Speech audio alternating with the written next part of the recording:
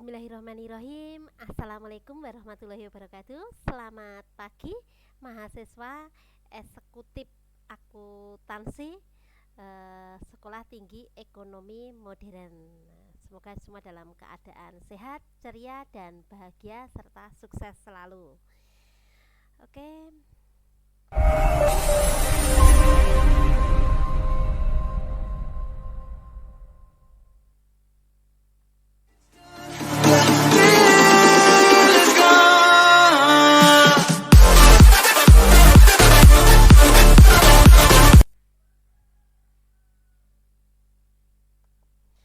Terima kasih. Seperti biasa, sebelum saya mulai, untuk mengingatkan kita memutus rantai COVID-19 ya, memutus rantai COVID-19, kita dengarkan pesan moral sebagai berikut ya.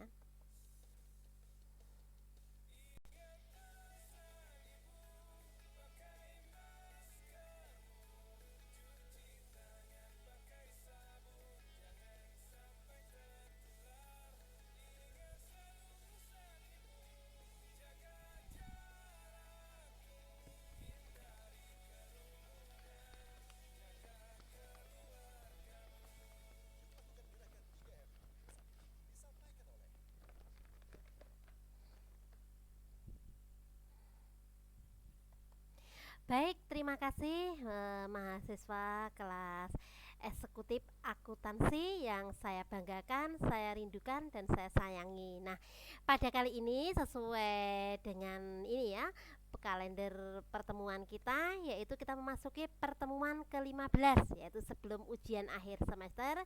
Terlebih dahulu kita isi dengan kisi-kisi ujian atau mereview materi selama ini ya, selama habis ujian tengah semester. Jadi pertemuan yang ke-9 dan sampai pertemuan yang ke-6 pertemuan sampai ke-14 ya. Dimana pertemuan kita yang ke-1 sampai dengan pertemuan ke-7 kita sudah melalui ujian tengah semester. Nah, kali ini kita masuk ke ujian akhir semester ya, kisi-kisinya. Dulu kita sudah mengenal mengenai ini ya, latar belakang. Di pertemuan pertama ada latar belakang, kemudian ada pengertian, kemudian ada pengertian tujuan dan prinsip koperasi, kemudian di pertemuan ketiga ada bentuk organisasi, pertemuan keempat ada tujuan dan fungsi, kemudian pertemuan kelima yaitu mengenai sisa hasil usaha. Selanjutnya yaitu mengenai pertemuan yang keenam, yaitu pola manajemen koperasi soft skill. Kemudian pertemuan ketujuh lanjutan, dan pertemuan ke-8 ujian tengah semester. Kemudian kita lanjutkan pertemuan ke-9 yang kita kupas nanti, yaitu ada jenis ya, jenis dan bentuk koperasi. Kemudian kita ini pertemuan ke-9 ya. Kemudian kita mengenal pertemuan ke-10 adanya permodalan dari koperasi itu. Kemudian pertemuan ke-11 kita ada evaluasi, di mana ada evaluasi keberhasilan dari ini ya, koperasi dilihat dari sisi anggota. Kemudian pertemuan selanjutnya mengenai evaluasi keberhasilan koperasi dilihat dari sisi perusahaan ya, pertemuan ke-12. Kemudian pertemuan ke-13 peranan dari koperasi. Kemudian kita masuk ke pertemuan 14 yaitu pembangunan koperasi. Nah, pertemuan ke-15 pada hari ini yaitu mengenai kisi-kisi ujian akhir semester ya, dari mengupas 6 pokok bahasan yang sudah kita lewati ya. Terima kasih mahasiswa saya kelas eksekutif akuntansi. Nah, oke. Nah, kita masuk yang pertama mengenai jenis dan ini ya, jenis dan bentuk dari koperasi. Ini adalah jenis dan bentuk koperasi, ini masuk ke bab ini ya, jenis dan bentuk koperasi. Kita masuk ke bab pertemuan 9 bab 7 ya. Terima kasih mahasiswa. Mungkin sudah tidak asing ya jenis dan bentuk koperasi ini, kalian sudah mengerti ya. Bentuk koperasi itu apa ya? Di dalam bab 7 ini di mana ada jenis koperasi menurut penjelasannya ini ya, penjelasan ini sesuai dengan kebutuhan, di mana kebutuhan ini kebutuhan dari dan yang dimaksud dengan efisiensi, yaitu karena kesamaan, kemudian ada aktivitas keperluan ekonominya ya. Kemudian koperasi ini berdasarkan perkembangan ya, perkembangan pada potensi ekonomi ataupun daerah kerjanya ya. Kemudian jenis koperasi dan fungsinya ini koperasi pembelian, misalkan ada pengadaan, ada koperasi konsumsi, ada juga koperasi penjualan atau pemasaran yang menyelenggarakan distribusi barang dan jasa. Kemudian ada koperasi produksi, di mana koperasi menghasilkan barang, jasa ya, di mana anggotanya tersebut sebagai pegawai ataupun sebagai anggota sebagai pekerja ya, ataupun bekerja di situ juga atau karyawan. Nah, di sini anggota di sini berperan sebagai pemilik juga berperan sebagai pekerja dari koperasi. Kemudian koperasi jasa, di mana koperasi jasa ini menyelenggarakan pelayanan, di mana pelayanan ini dibutuhkan oleh anggotanya seperti adanya simpan pinjam, kemudian ada asuransi, ada angkutan, kemudian ada juga ekspedisi ya. Pada masa sekarang ini, terutama masa pandemi ini ya, ekspedisi sangat diperlukan ya, pengiriman jasa barang misalkan. Terus kemudian kita mengenal jenis koperasi tingkatan luas di daerah, itu ada koperasi primer, kemudian ada koperasi sekunder ya. Kalau koperasi primer ini memiliki anggota 20 orang ya perseorangan. Kalau sekunder itu adalah gabungan cangkupan daerah kerjanya. Kemudian ada koperasi pusat. Pusat ini di mana koperasi pusat ini koperasi yang beranggotakan minimal 5 dari koperasi primer ya.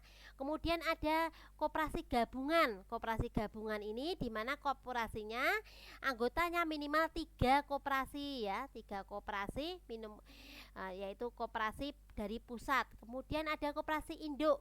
Koperasi induk itu apa? Koperasi induk ini berarti koperasi yang minimum anggotanya 3 gabungan dari koperasi. Kemudian kita masuk ke jenis koperasi dari usahanya. Nah, jenis koperasi dari usahanya itu bisa katakan ada juga KSP ya. Kalian pasti sudah tidak asing ya, banyak sekali KSP, koperasi simpan pinjam. Ada juga KSU, koperasi serba usaha. Ada juga koperasi konsumsi, ada juga koperasi produksi ya. Kemudian jenis berdasarkan keanggotaannya. Jenis berdasarkan keanggotaannya ini ada koperasi KUD atau koperasi unit desa, ataupun juga ada 3 ya, ataupun lebih ya, mungkin di tempat kerja kalian juga ada ya, ada sesuai dengan kebutuhannya ya, atau organisasinya ya, atau kelompok organisasinya, ataupun koperasi pegawai negeri atau KPRI.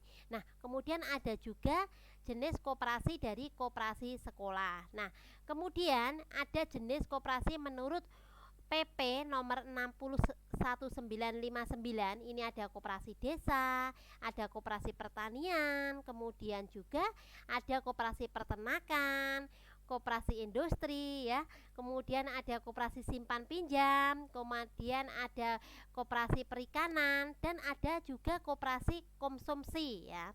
Oke, kita masuk yang ini ya, ada penjenisan ini sesuai dengan Undang-Undang nomor 12 tahun 1967 ini ya. Penjenisan ini didasarkan dengan untuk efisiensi ataupun golongan. Nah, golongan ini yaitu golongan homogen yang mempunyai kesamaan aktivitas dan kepentingan ekonomi guna mencapai tujuan bersama. Nah, kemudian untuk mencapai efisiensi ini ya, ada ketertiban. Ketertiban guna untuk kepentingan perkembangan koperasi ya. Perkembangan koperasi di tiap daerah kerja di suatu koperasi yang sejenis ataupun setingkat. Nah, kemudian kita masuk ke koperasi dari berbagai mendirikan jenis koperasi untuk tujuan ekonomi. Nah, kemudian kita mengenal bentuk dari koperasi. Bentuk dari koperasi ini sesuai dengan Undang-Undang Nomor 12 ini ya. Pasalnya pasal 15 ya tahun 1992, di mana perkoperasian ini bahwa koperasi ini ya, di mana perkoperasian ini dikatakan ada bentuk ini ya, di mana perkoperasian tersebut mempunyai bentuknya apa? Nah, bentuknya di sini adalah ini ya, di dalam perkoperasian ini mempunyai bentuk bahwa koperasi berbentuk primer ataupun sekunder. Nah, dalam penjelasannya pasal 15 Undang-Undang Nomor 1992 Nomor 12 ini disebutkan bahwa pengertian sekunder meliputi semuanya koperasi yang didirikan dan beranggotakan koperasi. Sedangkan koperasi primer atau sekunder ini berdasarkan kesamaan kepentingannya, yaitu adanya efisiensi baik koperasi sejenis atau maupun jenis dari tingkatannya. Sedangkan koperasi sekunder ini dibentuk sekurang-kurangnya tiga koperasi yang berbadan hukum baik primer maupun sekunder. Nah, sudah tidak asing ya, tadi sudah saya singgung ya, ada koperasi primer, koperasi pusat, koperasi gabungan, dan koperasi induk. Kemudian kalau koperasi sekunder ini merupakan ini ya, intinya dari koperasi sekunder ini merupakan koperasi yang anggotanya atau organisasinya ini ya organisasinya ini adalah koperasi sekunder adalah koperasi yang didirikan dan beranggotakan koperasi sekunder, mempunyai tiga dari koperasi. Kemudian kita masuk dari permodalan koperasi atau permodalan koperasi soft skill.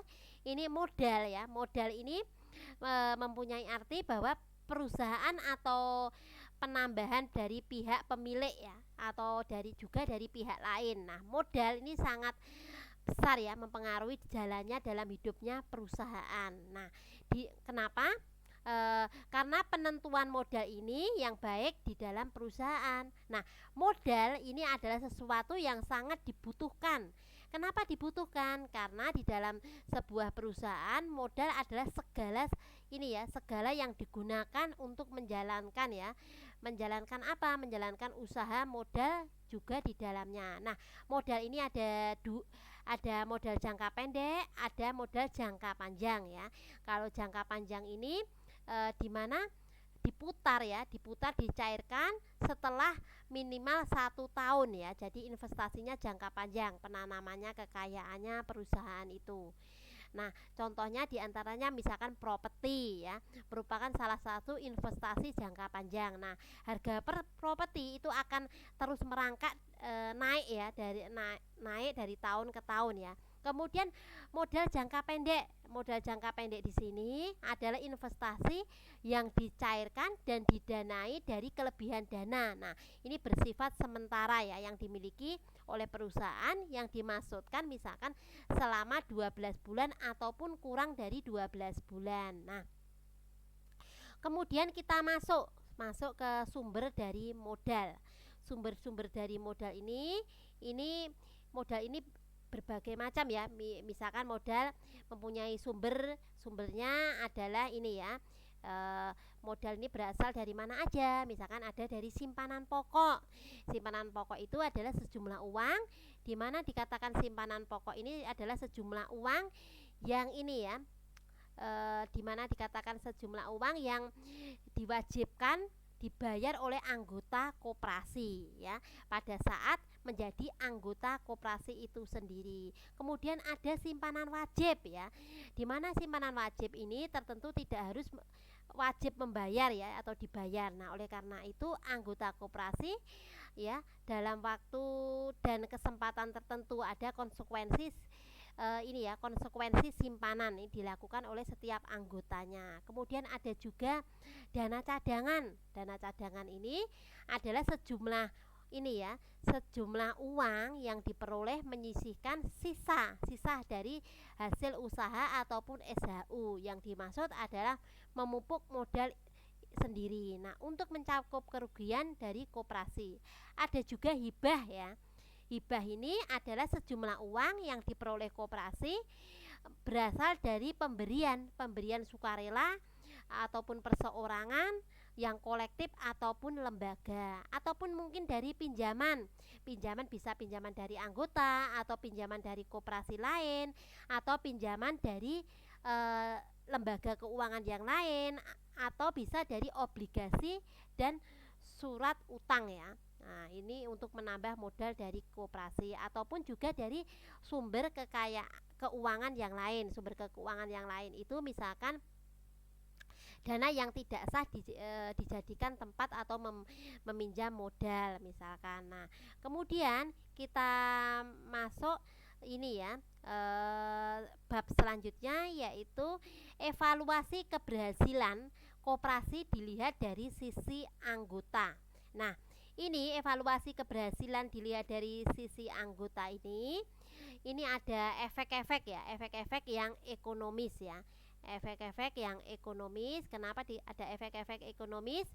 Ini adalah salah satu hubungan ya, hubungan yang harus dilakukan koperasi, yaitu dengan para anggotanya dengan kedudukan sebagai pemilik sekaligus sebagai pengguna jasa dari koperasi. Nah, kemudian kita mempunyai ini ya, partisipasi ya. Partisipasi dipandang sifatnya.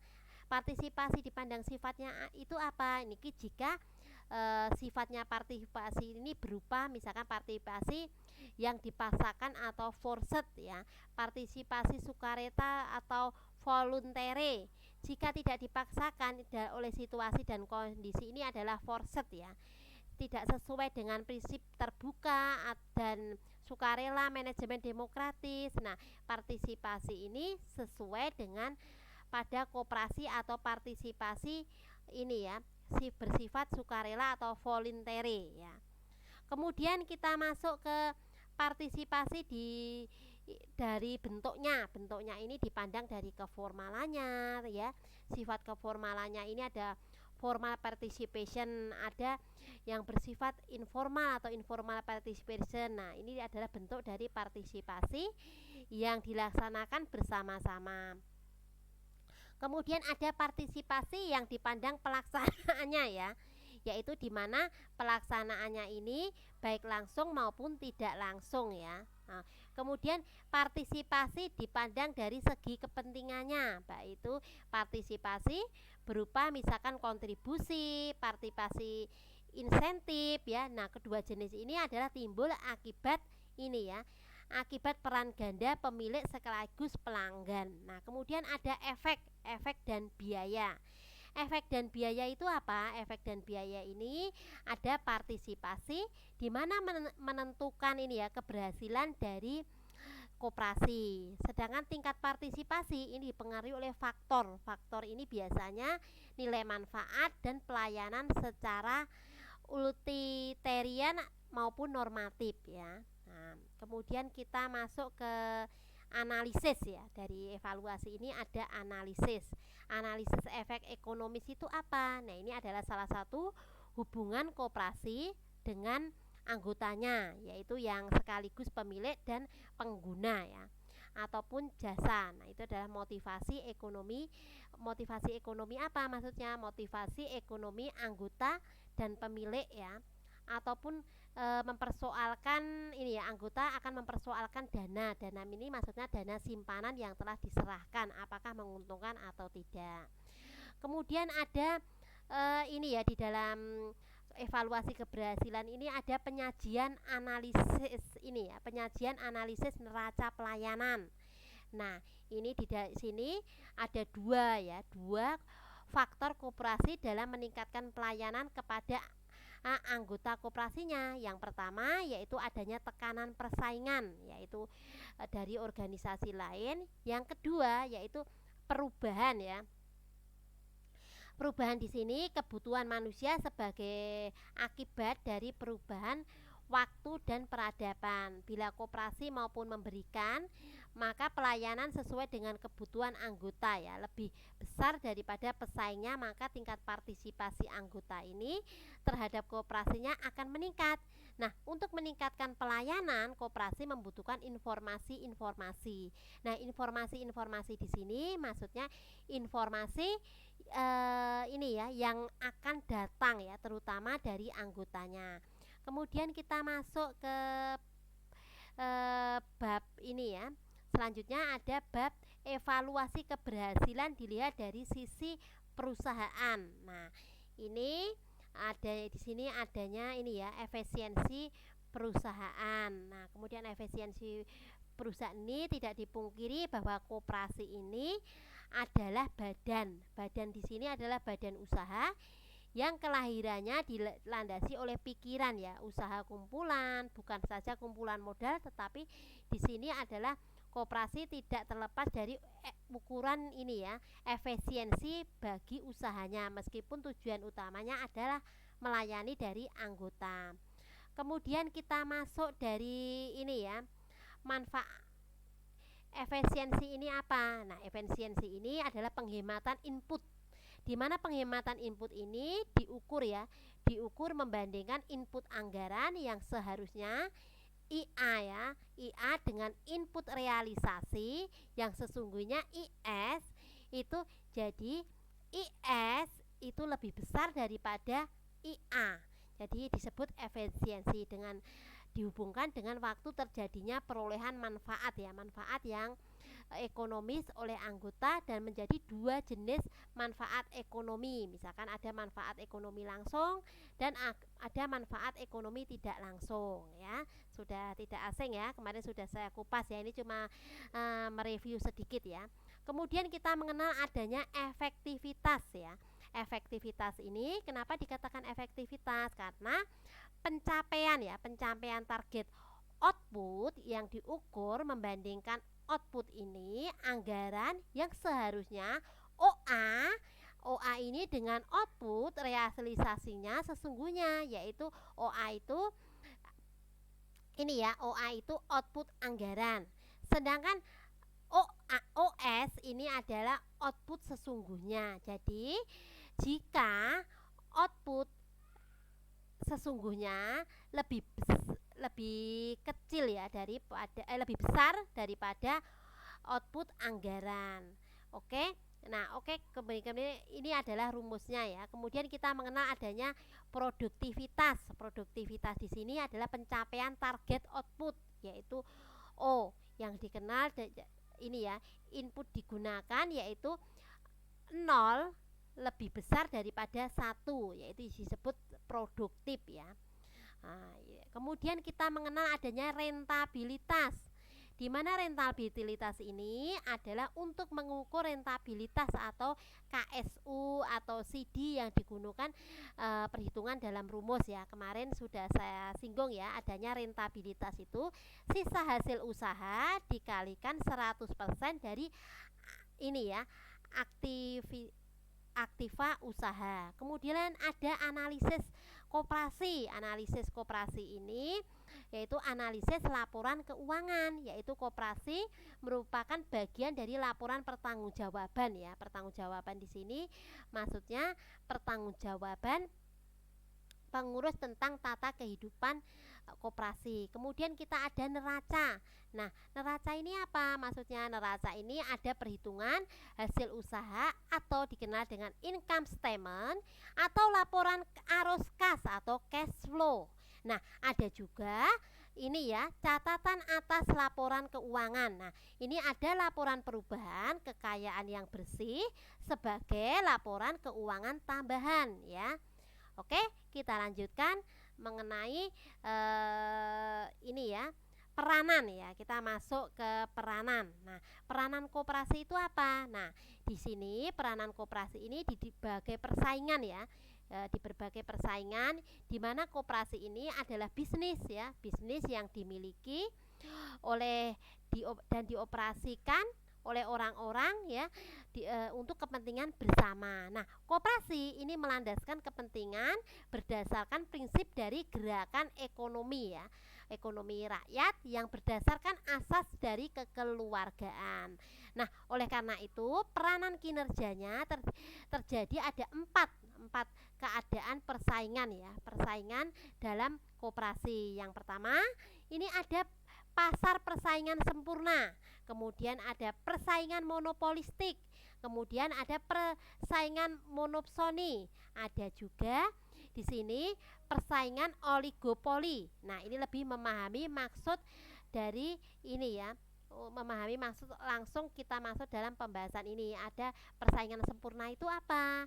Nah, ini ada hakikatnya persaingan sempurna ini, di mana ada persaingan sempurna merupakan keadaan di mana barang dan jasa ini dijual di pasar ini, seperti kalian pasar tradisional atau swalayan ya.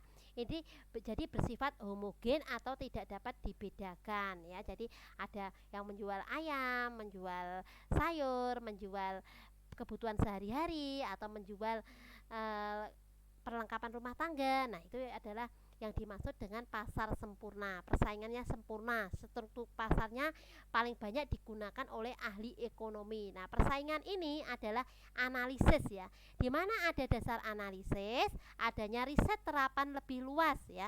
Adapun karakteristiknya adalah menyebabkan terjadinya persaingan sempurna ataupun ini ya, suatu pasar dan industri ya. Terima kasih mahasiswa saya kelas eksekutif akuntansi. Kita lanjutkan ya. Nah, kita masuk ke ini ya, jumlah dan pembeli yang banyak ini adalah jumlah ini ya, mewujudkan atau terjadinya persaingan sempurna ya. Kemudian kita masuk ke ini ya, adanya perusahaan yang bebas masuk dan keluar, ini disebut sebagai free entry and exit ya. Jadi free berarti kan artinya bebas ya, exit keluar, entry masuk ya. Jadi perusahaan yang bebas masuk dan keluar itu dikatakan free entry and exit ya. Kemudian kita mengenal ini ya, di dalam koperasi ini kita sudah mengenal peranan tadi. Kemudian kita mengenal juga koperasi kemampuan manajerial lebih tinggi pada pesaing. Nah, ini apa maksudnya? Nah, jika ini ya, suatu koperasi dengan tingkatan persaingan lebih tinggi dapat produksinya output dengan biayanya juga lebih rendah dari persaingan, apakah keberhasilan ini mengubah kebijakan harga dan kinerja kompetitif ya koperasi? Jawabannya adalah tidak. Kenapa? Karena ya, satu-satunya perubahan terjadi bila dibandingkan dengan kedua kasus di atas ya sebelumnya adalah tingkat dari produksi lebih tinggi. Nah, jadi sampai ada ini ya, equilibrium ya, equilibrium baru, kemudian koperasi dengan peningkatan. Nah, maksudnya dari peningkatan ini adalah ya, peningkatan produksinya tercapai, maka para anggotanya menyadari manfaat ataupun keunggulan. Nah, keunggulan di sini maksudnya keunggulan yang tinggi, tetapi sebagaimana yang telah situasi ini ya selalu dijaga dengan keunggulan koperasi berkurang dari waktu ke waktu, adanya equilibrium ya. Kemudian kita mengenal adanya kinerja jangka panjang. Nah, ini adalah di mana koperasi mempunyai kinerja jangka panjang hanya menggunakan faktor-faktor variabel, misalkan produksi atau mengubah kapasitas produksinya ya. Kemudian kita masuk koperasi manajerial ini ya, yang sama dengan kemampuan pesaing, yaitu dalam jangka panjang harga dan pasar persaingan sempurna ini dalam tingkat return atau to scale yang konstan ya. Nah, itu maksudnya akan ini ya, maksudnya ini adalah akan sama dengan biaya produksi rata-rata minimumnya. Jadi tidak akan ada perbedaan baik harga maupun kuantitas barang yang dijual maupun perusahaan non koperasi yang memaksimalkan keuntungan ataupun laba. Terima kasih mahasiswaku kelas eksekutif akuntansi yang saya hormati dan saya banggakan ya. Kita lanjutkan ya, mudah-mudahan tidak bosan ya. Tak terasa kita sudah hampir 30 menit.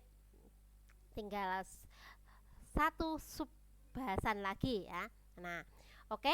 Nah, kita masuk ada persaingan tidak sempurna. Koperasi persaingan tidak sempurna itu yang disebut dengan monopolistik ya, yaitu di mana adanya asumsi yang menjadi dasar dari model persaingan monopolistik ini secara esensial sama dengan persaingan sempurna kecuali hal homogenetisnya produk ya. Nah, kemudian kita masuk adanya ini ya, analisis kinerja jangka pendek dari koperasi, yaitu kemampuan koperasi ini sama juga dengan pesaing yang lain ya.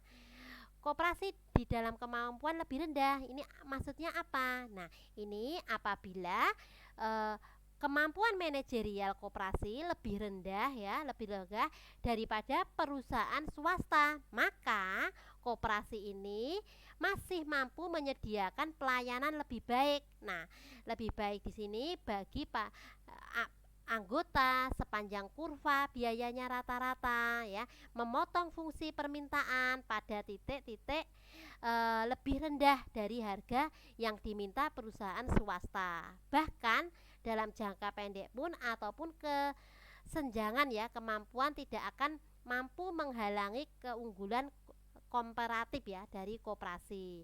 Nah, kemudian kita masuk adanya analisis kinerja jangka panjang koperasi, yaitu kemampuan koperasi yang sama dengan persaingan yang lain. Ada juga koperasi dalam kemampuan lebih rendah, yaitu lebih sulit menelaah ya dengan kemampuan yang lebih rendah ataupun persaingan monopolistik.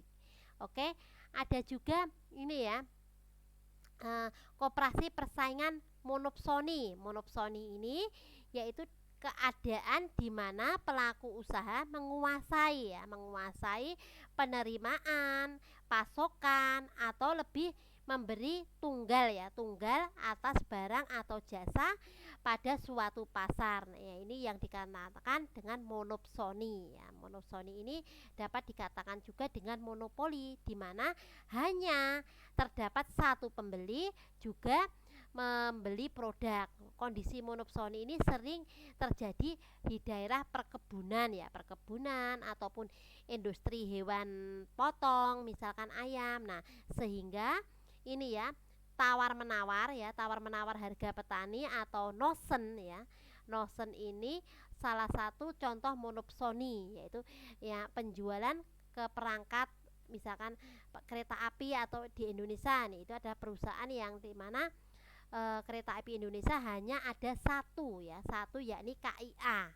Nah, oleh karena itu semua hasil produksi hanya dibeli oleh KIA. Nah, apabila seorang pengusaha membeli atau ini ya, membeli suatu faktor produksi sebagai pesaing sempurna, maka ia harus pesaing sempurna ini, maka dengan pengusaha lain, maka ia secara langsung perseorangan tidak mempengaruhi harga dari faktor lain. Misalnya dengan adanya penawaran faktor produksi X misalkan ya, ditunjukkan dalam faktor X tadi, di mana ada X ini adalah jumlah dari faktor ya.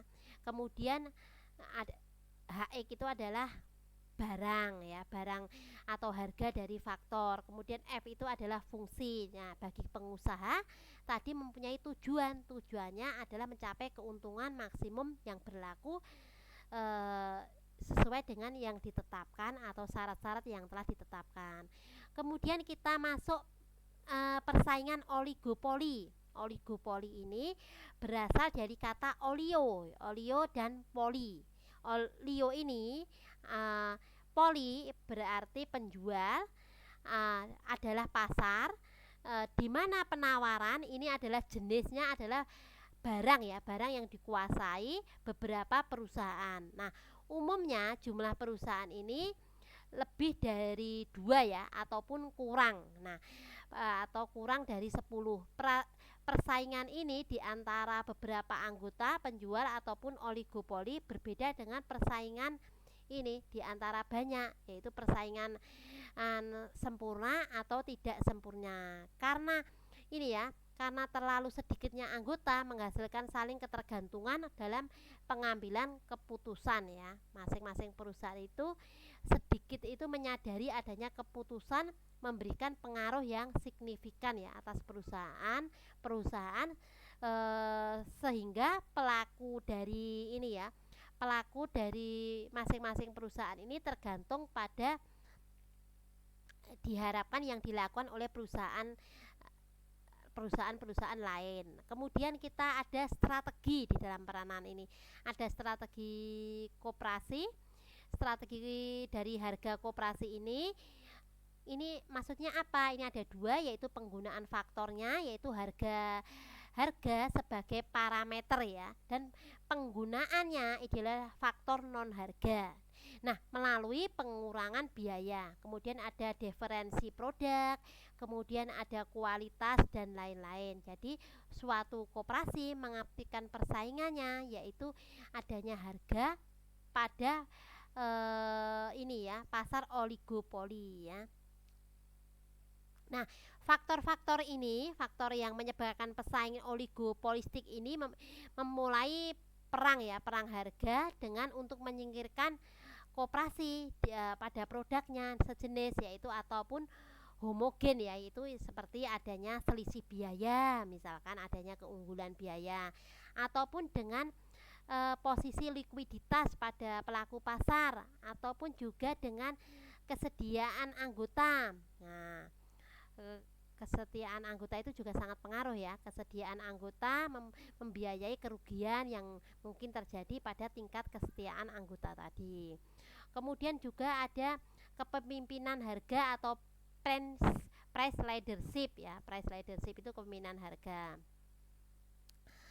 Jadi di mana ada kepemimpinan harga, jika kepemimpinan harga ini terjadi ini ya, yang membuat partisipan pada ini ya dapat memaksimalkan laba, maka mudah juga perusahaan yang baru, terutama koperasi ya, tidak berorientasi pada laba untuk memasukkan pasar sepanjang dengan bergabungnya koperasi. Nah, ini dalam posisi pimpinan harga.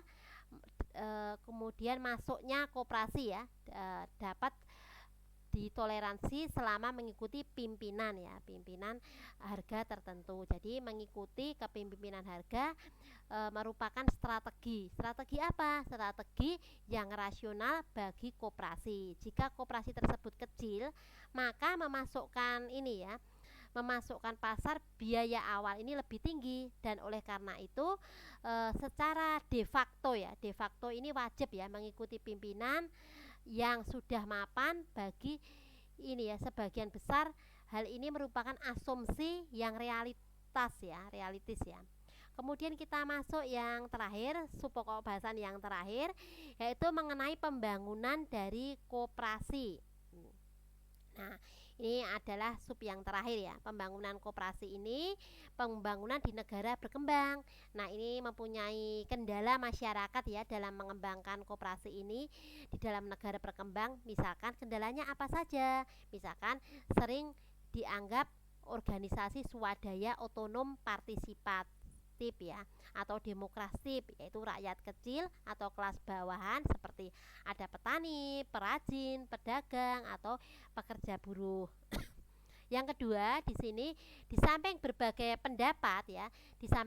pendapat ini juga ada ini ya. Di samping ada berbagai pendapat juga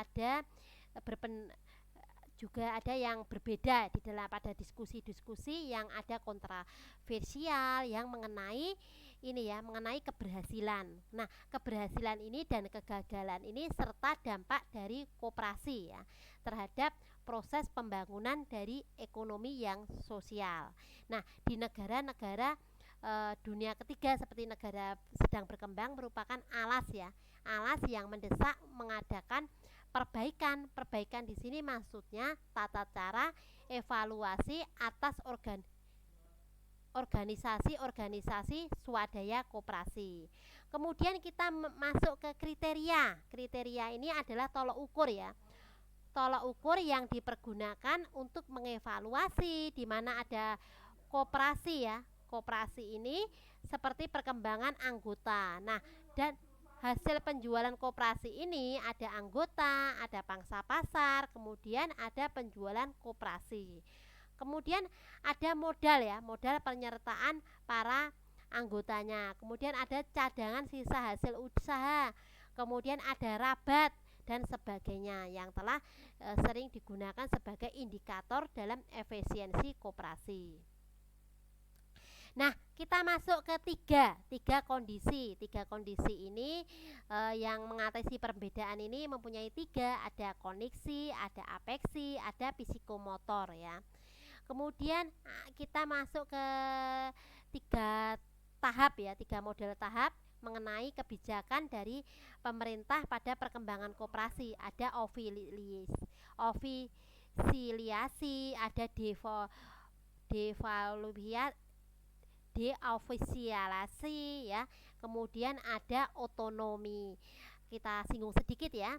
Nah, itu kalau ofiliasi ini, ofisilisasi ini ada pemerintah secara sadar mengambil peran besar untuk mendorong dan mengembangkan prakasa proses pembentukan koperasi. Kalau deofisilisasi ini ditandai dengan berkurangnya peran pemerintah. Kalau otonomi ini tahap yang terlaksana sebagai peran pemerintah sebagai proporsional ya. Proporsional artinya koperasi sudah mampu mencapai tahap kedudukan otonomi atau berswadaya ataupun mandiri. Kemudian kita sudah mengenal adanya ini tadi. Kita masuk pembangunan koperasi di Indonesia. Itu sejarahnya lahirnya adalah perkembangan koperasi di negara maju atau barat ya. Memang sangat diametral ya, bahwa di barat koperasi lahir adanya gerakan ketidakadilan pasar yang tumbuh dan berkembang ya dengan suasana persaingan pasar. Nah, kemudian pembangunan koperasi ini dapat diartikan bahwa proses perubahan di mana menyangkut kehidupan. Kehidupan di sini maksudnya kehidupan perkoperasian Indonesia guna mencapai kesejahteraan. Nah, kesejahteraan ini anggotanya, tujuan dari pembangunan ini adalah koperasi Indonesia menciptakan keadaan masyarakat ya, khususnya anggota koperasi yang mampu mengurus dirinya sendiri atau self-help ya. Nah, ada beberapa permasalahan ya. Permasalahan di sini ada permasalahan internal, ada juga permasalahan eksternal. Kalau internal itu otomatis ya kurang paham dari anggotanya atau manfaat pengetahuannya tadi. Manfaat pengetahuan tentang kewajiban dari anggota itu tadi. Kalau eksternal itu di mana adanya iklim yang mendukung pada pertumbuhan koperasi belum selaras dengan kehendak anggota koperasi, seperti adanya kebijakan pemerintah, kemudian ada perjuangan koperasi, seperti adanya sistem prasarana, pelayanan, pendidikan, dan penyuluhan. Nah, kunci dari pembangunan ini ya, inti dari kunci pembangunan ini yaitu dengan meningkatkan kualitas ya. Meningkatkan kualitas koperasi, maka diperlukan dari adanya timbal balik antara manajemen yang profesional dengan dukungan kepercayaan pada anggotanya. Nah, karena mengingat tantangan yang dihadapi koperasi itu pada waktu yang akan datang itu semakin besar ya. Jadi maka harus diperlukan manajemen yang profesional ya. Oke, itu tadi yang mengenai maka diperlukan yaitu memberikan administrasi yang canggih, mungkin sesuai dengan sekarang ya, sudah semua pakai sistem aplikasi misalkan, atau mungkin petugas-petugasnya harus ini ya, ada pendidikan yang cukup. Saya rasa itu ya yang perlu diperlukan ya. Nah, dengan adanya pendidikan, anggota menjadi salah satu program yang rutin dilaksanakan ya. Oke. Saya rasa pertemuan yang hari ini cukup ya, ke-15. Semoga bermanfaat untuk kalian semua. Mohon maaf kalau ada tutur kata Bu Lia yang kurang berkenan. Sampai ketemu minggu depan dalam ujian akhir semester ya. Terima kasih yang sudah menyimak. Nah, jangan lupa tetap menerapkan protokol kesehatan.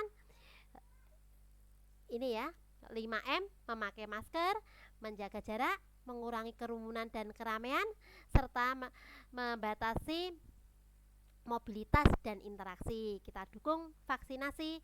Ingat, Indonesia sehat, ekonomi bangkit. Wassalamualaikum warahmatullahi wabarakatuh. Selamat pagi.